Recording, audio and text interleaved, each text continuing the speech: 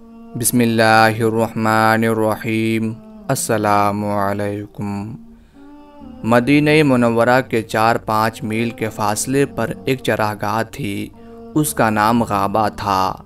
وہاں آپ صلی اللہ علیہ وآلہ وسلم کے اونٹ چرا کرتے تھے۔ کچھ کافر لوگ آئے اور ان اونٹوں کو لے اڑے۔ ان کا سردار عبد الرحمن فزاری تھا۔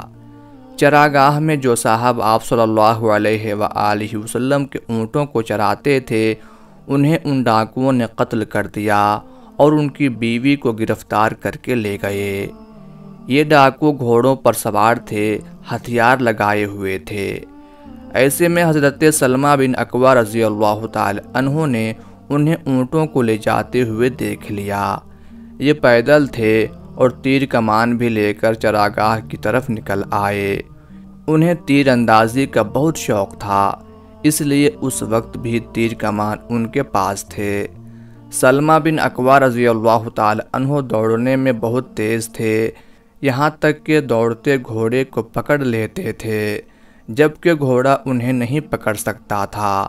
مطلب یہ کہ گھوڑے سے زیادہ تیز دوڑتے تھے۔ انہوں نے یہ خوفناک صورتحال دیکھ کر فوراً ایک پہاڑی پر چڑھ کر اپنا منہ مدینہ منورہ کی طرف کیا اور بلند آواز میں پکارے، لوگو دوڑو، رسول اللہ صلی اللہ علیہ وآلہ وسلم کے اونٹ ڈاکو اڑائے لیے جا رہے ہیں۔ یہ کہتے ہی سلمہ بن اکوع رضی اللہ تعالی عنہ اکیلے ہی دشمن کے پیچھے دوڑ پڑے۔ اس روز حضرت سلمہ رضی اللہ تعالی عنہ نے بہادری جواں مردی کی ایسی داستان رقم کی کہ تاریخ میں بہت کم ایسی مثالیں ہیں۔ حضرت سلمہ رضی اللہ تعالی عنہ بڑے زبردست تیر انداز تھے۔ انہوں نے ترکش سنبھالا اور دوڑتے ہوئے دشمن کے قریب پہنچ گئے۔ جب وہ نشانے پر آ گئے تو تیر برسانا شروع کر دیے۔ تیر اپنے نشانے پر لگ رہے تھے، بلند آواز سے وہ رجز پڑھ رہے تھے، میں اکوع کا بیٹا ہوں، آج معلوم ہو جائے گا کہ کون اپنی ماں کے دودھ کا حق ادا کرتا ہے۔ حضرت سلمہ رضی اللہ تعالی عنہ دشمن کو نقصان پہنچاتے ہوئے آگے بڑھ رہے تھے۔ اگر کبھی دشمن جوابی کارروائی کرنے کے لیے پیچھے پلٹ کر دیکھتا تو یہ کسی درخت کے پیچھے چھپ جاتے اور تیر مار کر زخمی کر دیتے۔ اس دوران دشمن پہاڑ کے تنگ راستے میں داخل ہوا تو یہ پہاڑ کے اوپر چڑھ گئے اور پتھروں سے ان کو مارنے لگے۔ دشمن سخت پریشان ہوئے اور وہ بتدریج آپ صلی اللہ علیہ وآلہ وسلم کے اونٹوں کو چھوڑتے ہوئے آگے بھاگتے رہے، حتیٰ کہ اللہ کے رسول صلی اللہ علیہ وآلہ وسلم کے تمام اونٹوں کو حضرت سلمہ نے چھڑوا لیے، مگر انہوں نے اس کا پیچھا نہیں چھوڑا۔ دشمن اپنے بوجھ کو کم کرنے کے لیے اپنے تیر اور چادریں پھینکتے ہوئے بھاگ رہے تھے۔ وہ جو بھی چیز پھینکتے، حضرت سلمہ بن اکوع رضی اللہ تعالی عنہ اس پر بطور نشان تھوڑے سے پتھر ڈال دیتے، تاکہ جب اللہ کے رسول صلی اللہ علیہ وآلہ وسلم آئیں تو آپ کو معلوم ہو جائے کہ یہ دشمن سے چھینا ہوا مال ہے۔ اس طرح دشمن نے 30 تیر اور اتنی ہی چادریں پھینکی تھی۔ دشمن سخت تھک گیا تھا، اس لیے ایک گھاٹی کے تنگ موڑ پر بیٹھ کر دوپہر کا کھانا کھانے لگے۔ ادھر یہ کھانا کھانے لگے، ادھر سلمہ بن اکوع رضی اللہ تعالی عنہ بھی ایک چوٹی پر جا بیٹھے۔ دشمن نے دیکھا کہ پہاڑ کی چوٹی پر ایک آدمی ہے تو ان کے 4 آدمی پہاڑ پر چڑھ کر ان کی طرف آئے۔ جب وہ اتنے قریب آ گئے کہ ان کی بات وہ سن سکیں تو یہ ان سے کہنے لگے کہ تم لوگ مجھے پہچانتے ہو؟ کہنے لگے کہ نہیں۔ حضرت سلمہ رضی اللہ تعالی عنہ کہنے لگے کہ میں سلمہ بن اکوع ہوں، میں اتنا تیز دوڑتا ہوں کہ اگر کوئی میرے پیچھے دوڑے گا تو مجھے ہرگز پا نہیں سکتا۔ اگر تم لوگ دوڑو گے تو میرے لیے تمہیں پانا قطعاً مشکل نہیں۔ حضرت سلمہ کی بات میں بڑا وزن اور سچائی تھی۔ دشمن کو اندازہ ہو گیا کہ ان کا مقابلہ کرنا ناممکن ہے، اس لیے وہ واپس چلے گئے۔ ادھر حضرت سلمہ بن اکوع رضی اللہ تعالی عنہ اپنی کارروائی کرتے رہے، اکیلے پورے لشکر کو مصروف رکھا۔ حضرت سلمہ رضی اللہ تعالی عنہ کہتے ہیں کہ میں اسی طرح بات چیت کرتا رہا اور میرا مقصود یہ تھا کہ ان لوگوں کے پاس تو مدد پہنچ گئی ہے، مسلمانوں کی طرف سے میری مدد بھی آ جائے کہ میں بھی مدینہ میں اعلان کر کے آیا تھا۔ غرض اسی طرح میں ان سے بات کرتا رہا اور درختوں کے درمیان سے مدینہ منورہ کی طرف غور سے دیکھتا رہا کہ مجھے ایک جماعت گھڑ سواروں کی دوڑتی آتی ہوئی نظر آئی۔ حضرت سلمہ بن اکوع نے دیکھا کہ سب سے آگے اخرم اسدی رضی اللہ تعالی عنہ ہیں، ان کے پیچھے حضرت ابو قتادہ انصاری اور پھر حضرت مقداد بن اسود کندی رضی اللہ عنہم تھے۔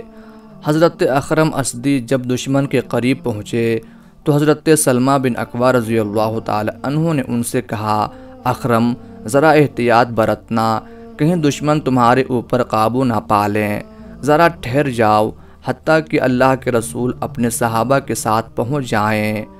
اخرم رضی اللہ تعالی عنہ کا شوق شہادت دیکھیے، کہنے لگے، سلمہ اگر تم قیامت کے دن پر ایمان رکھتے ہو اور یقین رکھتے ہو کہ جنت و جہنم حق ہے تو پھر میرے اور شہادت کے درمیان حائل نہ ہونا۔ حضرت سلمہ پیچھے ہٹ گئے۔ عبد الرحمن فزاری اور حضرت اخرم رضی اللہ تعالی عنہ کے درمیان مقابلہ شروع ہو گیا۔ عبد الرحمن نے حسب روایات عرب اپنے گھوڑے کی کونچیں کاٹ دی اور اخرم کے ساتھ مقابلہ شروع کر دیا۔ اس انفرادی جنگ میں عبد الرحمن غالب آ گیا اور حضرت اخرم رضی اللہ تعالی عنہ شہید ہو گئے۔ اس نے آگے بڑھ کر ان کے گھوڑے پر قابو پا لیا اور آگے بڑھنے لگا تو اسی دوران اللہ کے رسول کے شہسوار صحابی حضرت ابو قتادہ رضی اللہ تعالی عنہ آگے بڑھے اور عبد الرحمن کو روکا۔ دونوں میں مقابلہ ہوا اور حضرت ابو قتادہ رضی اللہ تعالی عنہ عبد الرحمن فزاری کو واصل جہنم کر دیتے ہیں۔ حضرت سلمہ رضی اللہ تعالی عنہ نے آپ صلی اللہ علیہ وآلہ وسلم کی خدمت میں عرض کی کہ یا رسول اللہ صلی اللہ علیہ وآلہ وسلم، اگر آپ مجھے صرف 100 آدمی دے دیں تو میں زین سمیت ان کے تمام گھوڑے چھین لوں گا اور ان کی گردنیں پکڑ کر آپ کی خدمت میں حاضر کر دوں گا۔ ہمیشہ مسکرانے والے اس نبی اطہر نے ارشاد فرمایا، اکوع کے بیٹے، اگر تم نے ان پر قابو پا لیا تو پھر ذرا نرمی برتنا۔ حضرت سلمہ رضی اللہ تعالی عنہ کہتے ہیں کہ یہ لوگ صبح سے پیاسے تھے۔ ان لوگوں نے ایک گھاٹی کی طرف رخ موڑا جس میں ذی قرد نام کا ایک چشمہ تھا۔ یہ لوگ پیاسے تھے، وہاں سے پانی پینا چاہتے تھے، مگر میں نے انہیں اس چشمے سے دور ہی رکھا۔ اس غزوہ میں سب سے زیادہ حصہ حضرت سلمہ بن اکوع رضی اللہ تعالی عنہ کا تھا۔